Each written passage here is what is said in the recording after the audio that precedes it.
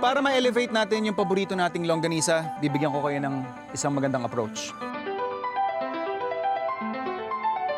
But since nandito tayo sa Lokban, ba't di natin itry Lokban Longganisa Ice Cream?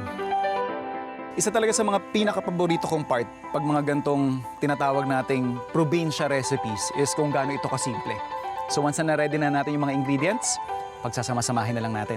Sinigang na dalag sa puso ng saging. Sa aking munting tahanan, wala rin akong katapusang mag-painting. Sabi namin, why don't we try to put up a gallery, coffee shop?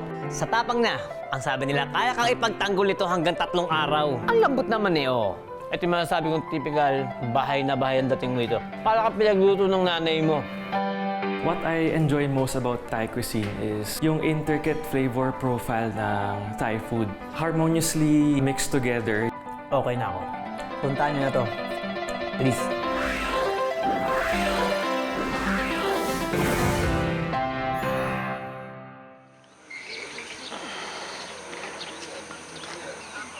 Para ma-elevate natin yung paborito nating longganisa, bibigyan ko kayo ng isang magandang approach. Gagawa tayo ng Lokban Longganisa Bake. So ito yung ating Lokban Longganisa. Masarap na siya as is. Ipapatas lang natin yan doon sa ating tray. And then, may iba pa nating ingredient.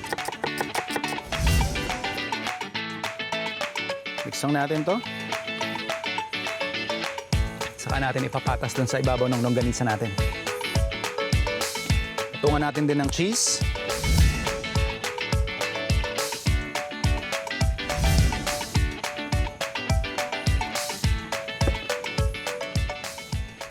Uulitin lang natin ang proseso sa susunod na layer ng ating longganisa bake.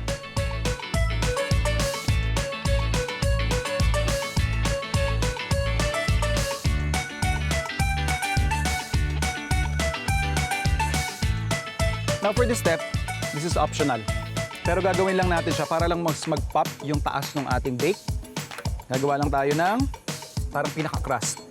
So ito yung ating mozzarella. Parsley. Lagyan lang natin ng breadcrumbs. So irarab lang natin yung ating parsley doon sa ating breadcrumbs. Saka natin ihahalo sa mozzarella. Siyempre, parmesan.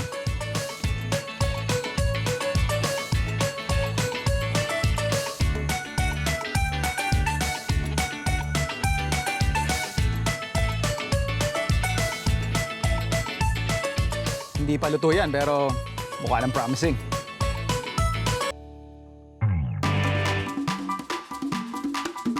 Bibake lang natin to for about mga 45 minutes to 1 hour. Pwede na natin serve.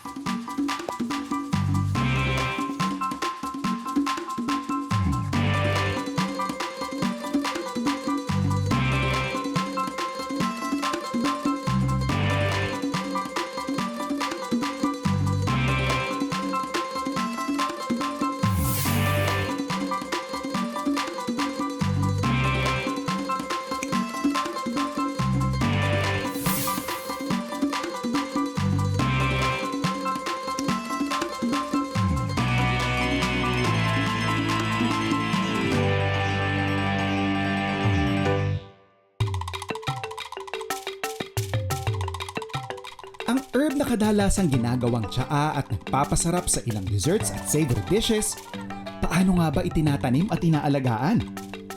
This is lemon mint, and here's how to grow it yourself. Ayan, hello mga food explorers.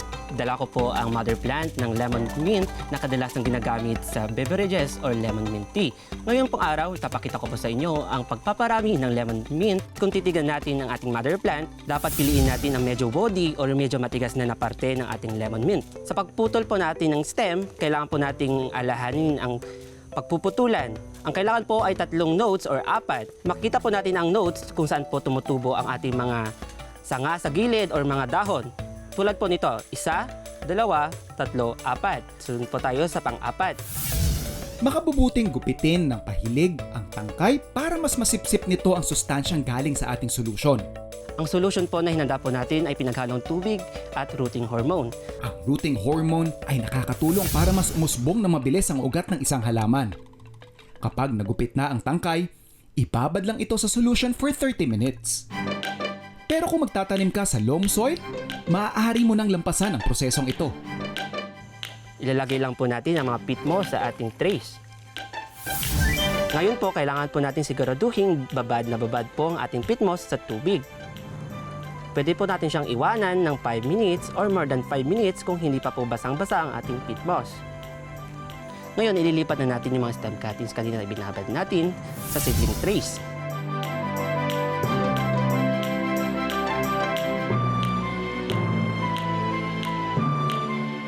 Lagyan ng label ang seedling tray kung saan nakasulat ang petsa kung kailan ito itinanim at kailan ito ililipat sa paso.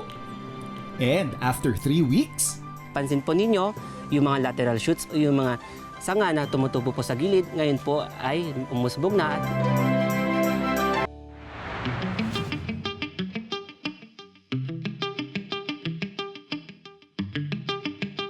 Minsan talaga, no, mahirap maging utak at ugali ng pagiging artist. So, marami kaming iniisip, maraming gusto gawin.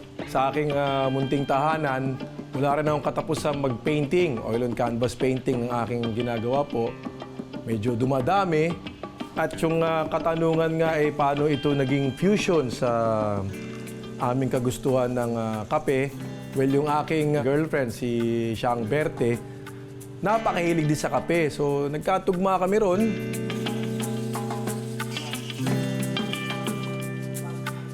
Sabi namin, why don't we try to put up a gallery, coffee shop, para ma-share din yung aming specialty na pizza.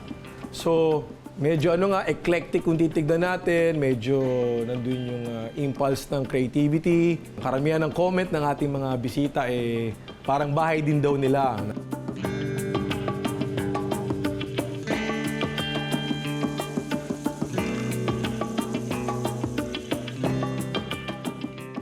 Ito na yung oras. This is it.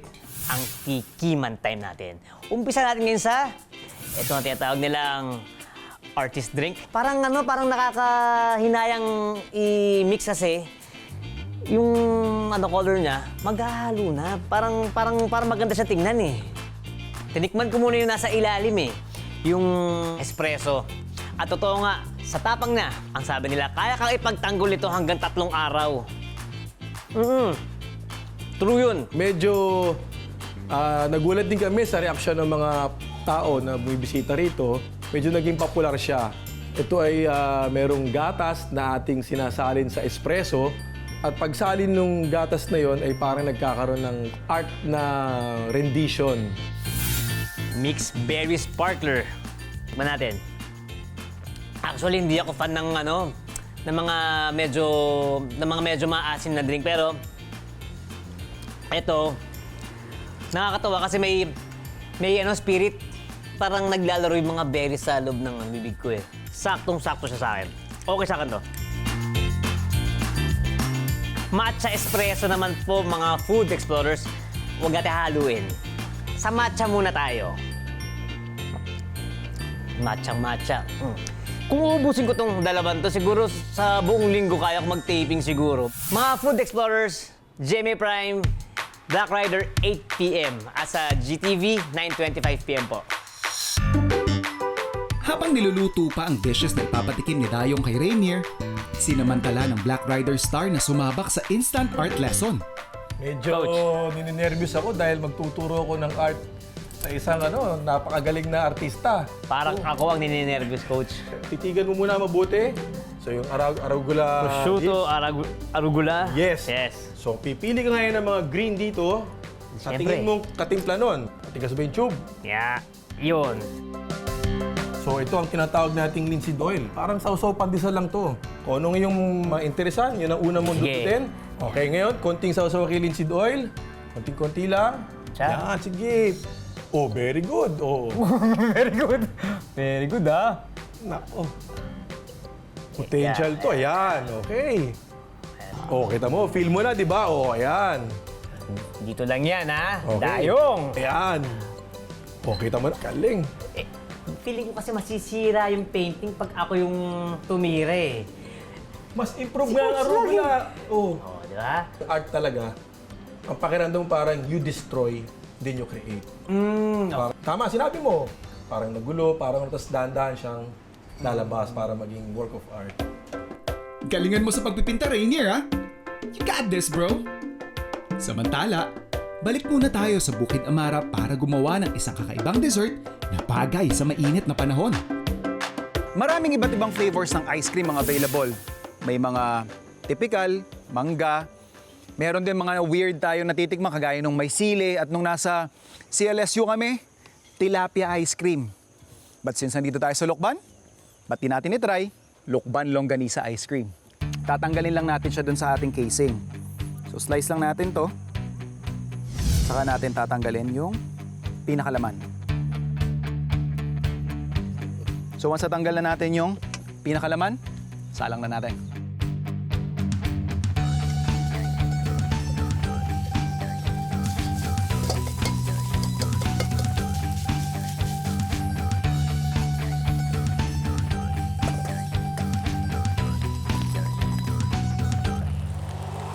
So once na medyo natutosta na yung ating longganisa, lagyan na natin yung ating asukal.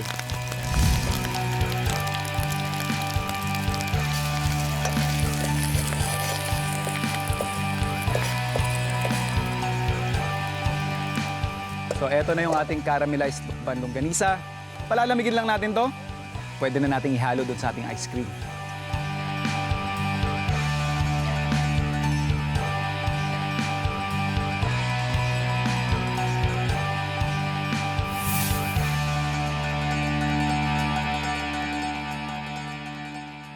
Ba? Ayan. Pwede. Mukhang nakumbinsi naman ni Rainier si Sir Dayong na may talent siya sa pagpipinta. Kaya, ang kanyang reward, nag-uubabaw na servings ng bestsellers from Dayong Art Gallery Cafe. Ano bang unahin natin?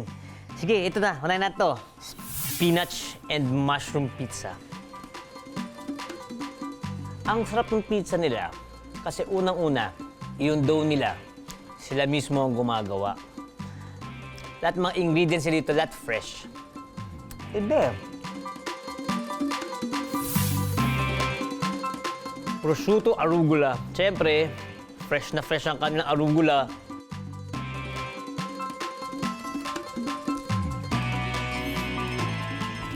Yun ang nagpaiba dito. Ang natitikman ko pala is balsamic honey. Ang pinaka-okay, fresh yung mga vegetables nila, fresh arugula. Sarap ah. Ang aming bestseller ditong last few weeks and months is yung prosciutto arugula namin. So very healthy rin siya. Sourdough na ang ginagamit namin na crust. Tapos ang comment lahat ng tao hanggang dulo, talagang inuubos pa rin. Okay lang bang buklatin natin? Yan, alright. Yun, no? Diba? Onions, tomatoes. Yung cheese nila, parang may ibang term. Malalaman natin yan.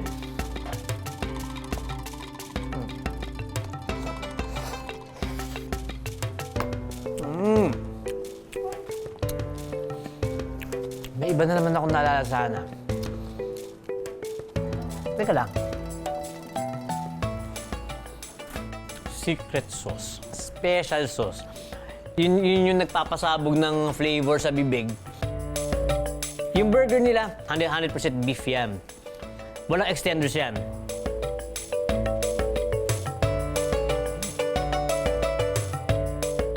Ito ang pork steak nila.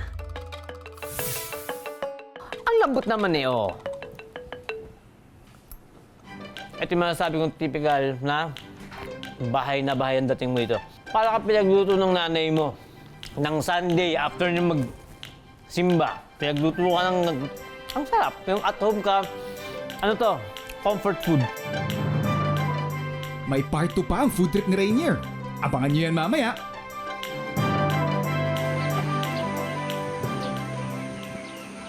Dito ulit sa Bukid Amara, may isa pa akong recipe na bukod sa tatak Pinoy, mas pasasarapin pa natin gamit ang isang kakaibang ingredient. Puso ng saging. Dahil sa mga food adventures natin, iba't ibang klase ng recipes yung mga nadidiscover ko. At syempre, nakukuha ko doon sa mga tinatawag nating mga eksperto. And one time, nakilala ko si Ate Jen. Naituro niya sa akin itong ginagawa nating recipe ngayon. Kung tawagin nila, ay sinigang na dalag sa puso ng saging. So hiwain lang natin yung ating puso ng saging. At syempre, yung iba pa nating mga sahog.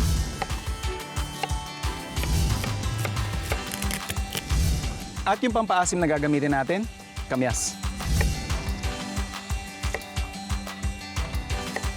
Isa talaga sa mga pinaka-paborito kong part pag mga gantong tinatawag nating probinsya recipes is kung gaano ito kasimple. So once na ready na natin yung mga ingredients, pagsasama-samahin na lang natin. So yung pinakailalim natin, doon ko ilalagay yung ating puso ng saging. Dahil ito na rin yung ingredient natin na pinakamatagal maluluto.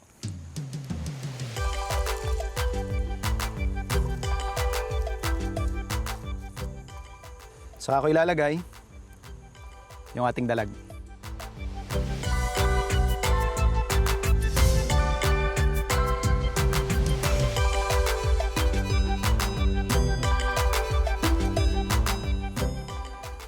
Saka ko ito babalutin ng ating kamyas. Bawang. Sibuyas. Yung ating kamatis. Yung ating sile.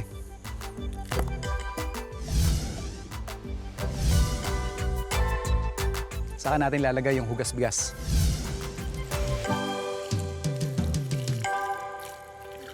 Sasalang na natin. So, bibigyan ko lang to siguro mga at least 1 oras hanggang 1 kalahati.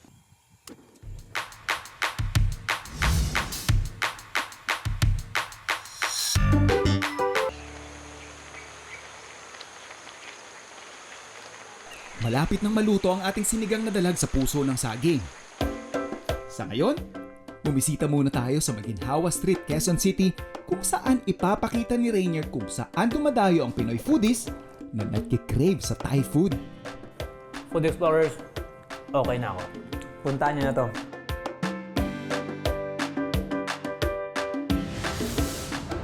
I am half Thai. Yung mom ko talaga, her dream is to have a Thai restaurant. We started with a small Thai eatery in Parañaque. After that, the community loved it, and today, yun yung nagustuhan ngayon ng mga customers natin, which is catered to the Filipino palate, making sure na consistent pa rin and authentic ang ingredients. What I enjoy most about Thai cuisine is yung intricate flavor profile ng Thai food. Harmoniously mixed together, which creates a very bold and unforgettable experience.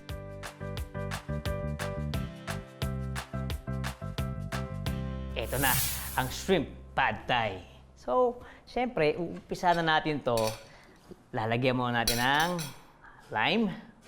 Ayan, no? Actually, mga food explorers, parang sa pagkakaalala ko, second time ko palang makakatikim ng Thai cuisine.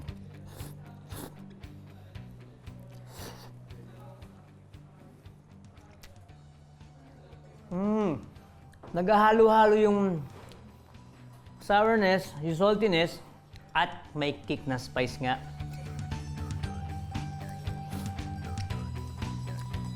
Siyempre, pag sobrang maanghang na siya, ang best partner niyan, ang milk tea nila. Yan. Yan, mga best sellers nila yan dito. This one is original Thai milk tea. So this one naman is Thai green milk tea with floral essence. Tikman natin to. Parang nag-iiba yung mundo ko dito. Alam mo, pag ininom mo siya, parang kang nasa Thailand na. Titikman na natin ang ibang variation nila. Okay naman siya, pero for me, ito ang mas bet ko. Dito naman tayo sa vegetable spring roll nila. Unahin natin ang seafood sauce nila.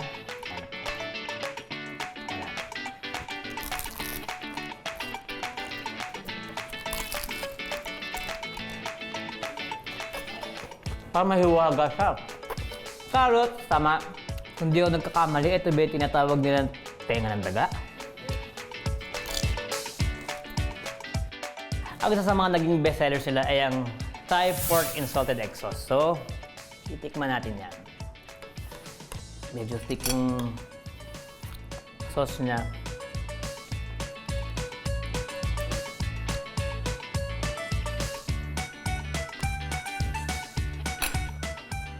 Actually, iba siya ha. Kasi kahit matagal na siya nakababad sa sauce niya, ang crunchy pa din niya. Hindi masyadong malakas yung lasa ng salted egg. Sakto yung combination ng flavors niya. Magugustuhan to ng kahit sino sa inyo. So, moving on po tayo. Dito tayo ngayon sa Thai red chicken curry. Okay. Check muna natin to. May sweetness siya, yun ang kinaibahan niya sa curry natin. Sa tingin ko, kaya medyo tumis yung para mahuli na yung puso ng mga Pinoy. Kaya, pero okay ito, masarap to. Pasok sa panlasa Pinoy to. Thank you sa Pad Thai Express kasi kayo unang nagpakain sa akin ito. Ito na. Teka, dagdagan natin ng konti para mas solid.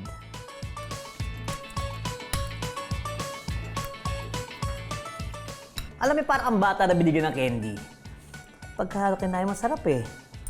Kaya pala, maraming nasasarapan dito kasi talagang masarap siya.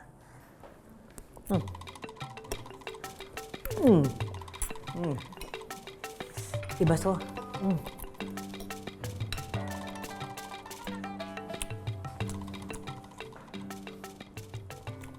Food Explorers, okay na ako. Puntahan niyo na to. Please.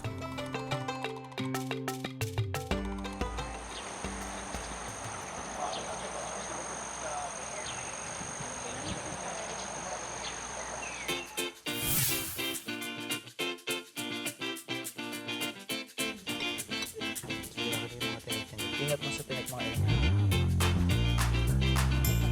Go. Please.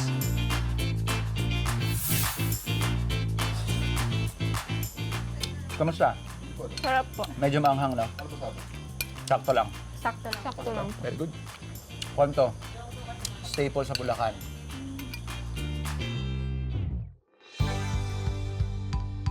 Magpinta, magtanim, magluto, kumain.